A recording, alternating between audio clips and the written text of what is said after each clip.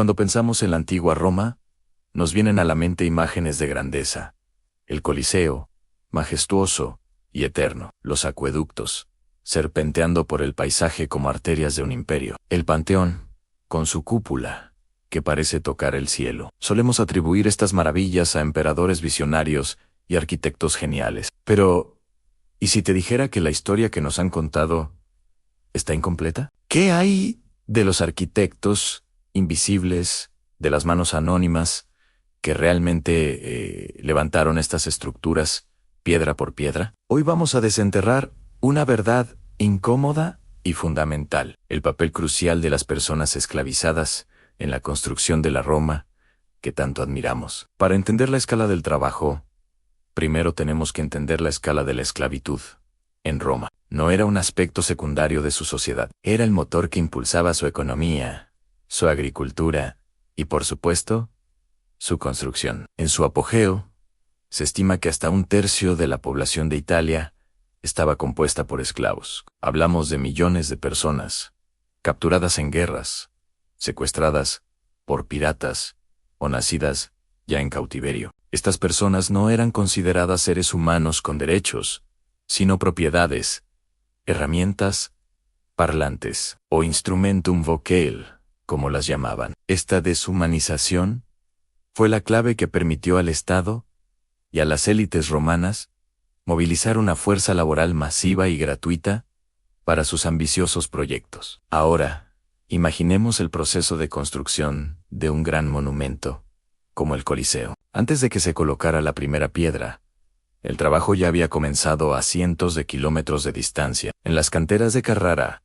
Tibale o incluso en Egipto, miles de esclavos trabajaban en condiciones infernales. Su tarea era extraer gigantescos bloques de mármol y travertino. Bajo el sol abrasador o en la oscuridad de las minas, usaban herramientas rudimentarias para cortar la roca, enfrentándose a derrumbes, polvo asfixiante y un agotamiento extremo. La esperanza de vida en estas canteras era brutalmente corta. Muchos morían allí, anónimos, sus vidas sacrificadas por la belleza que hoy admiramos. Una vez extraídos, estos bloques de toneladas de peso debían ser transportados. De nuevo, eran los esclavos quienes realizaban esta tarea hercúlea, utilizando sistemas de poleas, rodillos y, sobre todo, su propia fuerza bruta para arrastrar las piedras hasta los carros o barcazas que las llevarían a Roma. Cuando los materiales llegaban a la ciudad, comenzaba la verdadera obra. En el sitio de construcción,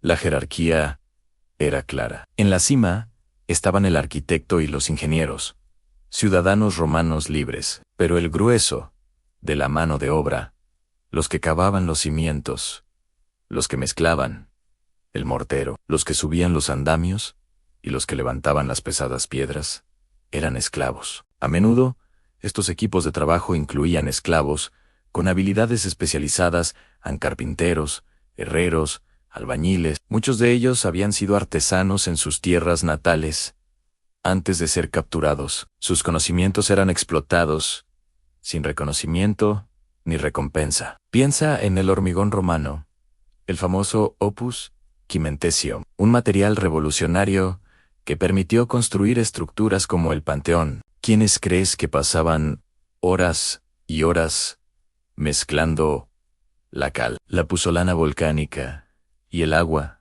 en las proporciones exactas, bajo la supervisión de un capataz? Eran ellos, los trabajadores esclavizados.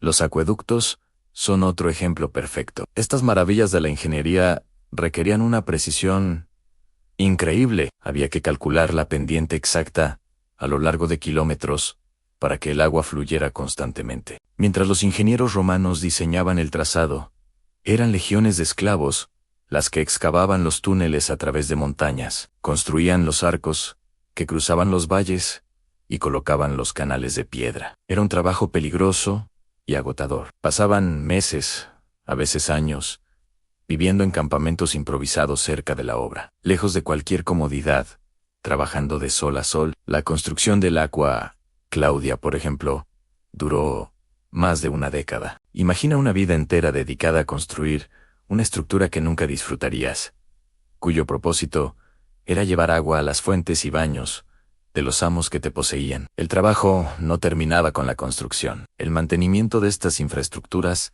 también recaía sobre los esclavos. Equipos especializados, conocidos como la familia Aquarum, se encargaban de limpiar los canales de sedimentos, reparar fugas y asegurar que el suministro de agua de Roma nunca se interrumpiera. Eran fontaneros, ingenieros y limpiadores.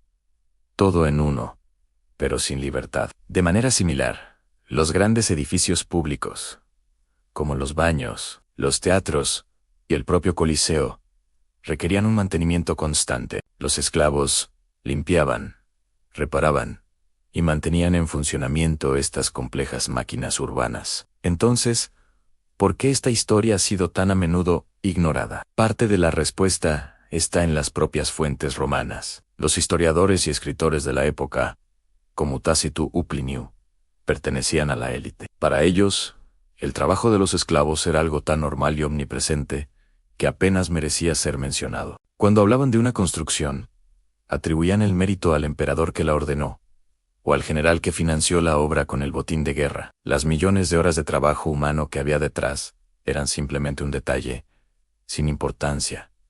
El zumbido de fondo del imperio. No había monumentos para el cantero esclavo, ni placas conmemorativas para el equipo que levantó un arco del acueducto. Su contribución fue deliberadamente borrada de la narrativa oficial. Reconocer este hecho no disminuye el ingenio de la ingeniería romana ni la visión de sus líderes. Al contrario, nos da una imagen mucho más completa y honesta de su mundo. Nos obliga a mirar más allá de la fachada de mármol y a ver el inmenso costo humano que implicó. La grandeza de Roma no se construyó solo con hormigón y genio, sino también con el sudor, la sangre y las vidas de millones de personas a las que se les negó su propia humanidad. Cada vez que mires una foto del Foro Romano o visites el Coliseo, recuerda a estos arquitectos invisibles. Recuerda que debajo de la belleza y la permanencia de esas piedras yace una historia de explotación y resistencia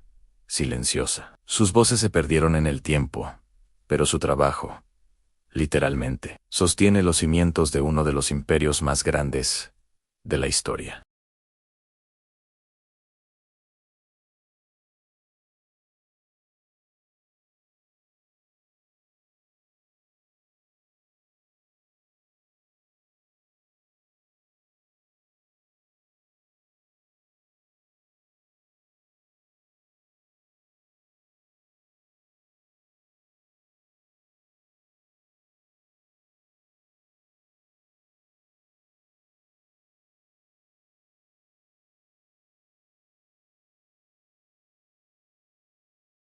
Si te ha parecido interesante y quieres seguir descubriendo las historias que no suelen contarse, no olvides darle a me gusta, suscribirte al canal y activar la campanita para no perderte los próximos videos. Hasta la próxima.